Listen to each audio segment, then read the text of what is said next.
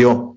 Me da mucho gusto saludar en la recta final de este espacio a nuestro amigo Abraham Mendieta, analista político, hombre de la 4T. Mi querido Abraham, te saludo con mucho gusto. ¿Cómo estás? Buenas tardes. Querido Vicente, qué gusto saludarte a ti y a tu audiencia chingona de México y de los Estados Unidos.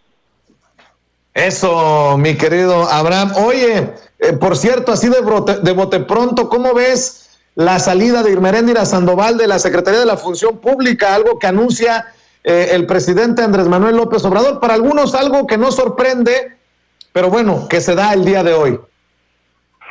Sí, a nadie debería sorprender. El presidente López Obrador ya ejerció el poder ejecutivo en el gobierno del entonces Distrito Federal. Fue un dirigente que se caracterizó por una política de cambio y recambio permanente en sus compañeros de gobierno, en la gente que tomaba las decisiones especializadas en la área.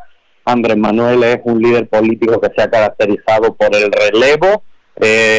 Creo incluso que podríamos decir que no le gusta consolidar determinadas formas de institucionalización permanente en el ejercicio de un poder que debe ser renovado. O sea, verdaderamente muy interesante el ejercicio de renovación permanente que hace. Al final, sus secretarios, al igual que él, acaban trabajando decenas de horas al día y verdaderamente su relevo ayudan a que el Ejecutivo funcione con un dinamismo que desde luego necesita este país. Lo hemos dicho muchas veces, Andrés Manuel está haciendo varios sexenios en uno, y el recambio de compañeros y compañeras al servicio de la patria pues también ayuda a que se revitalicen distintos puestos y organismos públicos. En donde no hay ni pies ni cabezas en la oposición, querido Abraham. Estaba leyendo la columna del periodista Darío Celis en El Financiero y dicen que van a buscar un candidato ciudadano para que vaya por la presidencia desde la oposición. Pues yo no veo mucho, no, salvo que tú me digas, fíjate, hay este líder ciudadano llamado Ricardo Salinas Pliego o este líder ciudadano llamado Lorenzo Córdoba, pero no veo por dónde, Abraham. Verdaderamente tienen un problema para encontrar cuadros y recambios frente a ese dinamismo que vemos en el gobierno, un movimiento constante de gente capaz, preparada, al servicio de las mejores causas, donde hay movimiento permanente. En la oposición no vemos la generación de un solo cuadro político, no vemos intelectuales nuevos, al contrario, vemos a los mismos intelectuales desgastados de siempre, ese Aguilar Camín que rogaba dinero al presidente Salinas, vemos a los mismos cargos políticos que participaron en la entrega y el reparto de sobornos para aprobar las reformas estructurales de Enrique Peña Nieto, vemos a los aliados más vulgares de la guerra del calderonismo, ¿no? O sea, verdaderamente sí hay un agotamiento por parte de la oposición que contrasta mucho con ese dinamismo que tiene el gobierno federal a la hora de revitalizar sus funciones, sus cuadros y sus principales actores políticos. Oye, querido Abraham, estoy revisando también ciertas declaraciones de Javier Corral, quien se está convirtiendo en la peor pesadilla de su propio partido. Dame tu opinión desde afuera. ¿Cómo entiendes? ¿Qué análisis le das a estas declaraciones de Javier Corral, quien asegura que ve muy lejos, ve muy difícil que se rehabilite el PAN? Dice, yo sí creo que México necesita una nueva alternativa política. Yo no sé si el PAN tenga realmente posibilidades de una rehabilitación ética, política, moral, democrática. No lo sé, porque veo muy lejos esas posibilidades. Pues ya no lo dice Abraham, no lo dice Vicente, lo dice uno de ellos mismos desde el interior del partido. Vaya pedradón, ¿no? Pues es que Javier tiene motivos para sentirse decepcionado con su propio partido. Y su propio partido y los ciudadanos tienen motivos para sentirse decepcionados con él. Javier Corral fue un gran parlamentario, fue una persona inteligente que abonó a la construcción de las ideas democráticas desde el legislativo, y sin embargo, como gobernador, la verdad es que dejó muchísimo que desear en Chihuahua. Su servicio, la verdad, no fue bien visto ni por propios ni por ajenos. Y digo que tiene motivos para estar enojado con su propio partido, porque si él lo hizo mal y si él verdaderamente no fue un buen gobernador, como no parece que lo haya sido, aún peor en la alternativa que propuso el Partido Acción Nacional para Chihuahua, la señora Maru Campo, una señora vinculada a los casos de corrupción de Duarte. Recordemos que Corral llega al poder bajo una narrativa y un discurso de confrontación con Duarte, y pues su propio partido postuló a quien será la futura gobernadora, vinculada a los sobornos y a los moches de Duarte, de la extrema derecha más conservadora, con un anticomunismo beligerante, rancio, con un despliegue de homofobia. Lo peor del Partido Acción Nacional, pues se lo pusieron a Corral en su propia casa, así que tiene motivo, desde luego, para estar decepcionado. Y sin embargo, uno no deja de pensar que si hubiera sido mejor gobernador, no le hubieran impuesto a alguien que no tiene pues absolutamente nada que ver con su grupo político. Oye, Abraham, y déjame para cerrar en este enlace que te agradezco, déjame pedirte un análisis, una reflexión. Dice el presidente Andrés Manuel López Obrador que su gobierno busca construir una nueva clase media con valores morales, que ayude a los marginados, más humana, más consciente, más politizada, que sean capaces de resistir a la manipulación y a la guerra sucia. Necesitamos la transformación no solo mejorando condiciones de vida y de trabajo, sino fortaleciendo valores culturales, morales, espirituales. Sí queremos una clase media, desde luego.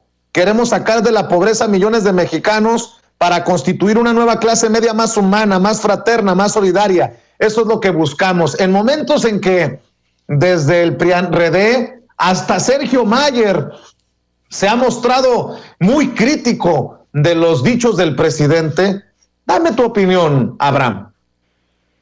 Bueno, la crítica sobre estos dichos generalmente viene de gente que no entiende muy bien lo que dijo el presidente. Miren, queremos un país con al menos, con índice de medición oficiales, con al menos 63 millones de personas en pobreza. La cuarta transformación, y no digo el gobierno de Andrés Manuel, digo la cuarta transformación a lo largo del tiempo que está en la vida pública nacional, tiene el reto de sacar a 63 millones de mexicanos de la pobreza y construir una clase media sólida que efectivamente va a seguir viviendo del fruto de su trabajo, pero que ese fruto de su trabajo genere condiciones de bienestar. Es evidente que, y aquí sí quiero hacer una autocrítica en mi persona y en la de otros compañeros y compañeras, es evidente que no hemos terminado de explicar correctamente el discurso de la cuarta transformación, o de traducir correctamente el discurso de la cuarta transformación a determinados sectores de lo social. Tiene que quedar muy claro en este país, y todas y todos tenemos que hacer un esfuerzo de que combatir la desigualdad nos beneficia a todos, también a las personas que viven o vivimos con un ingreso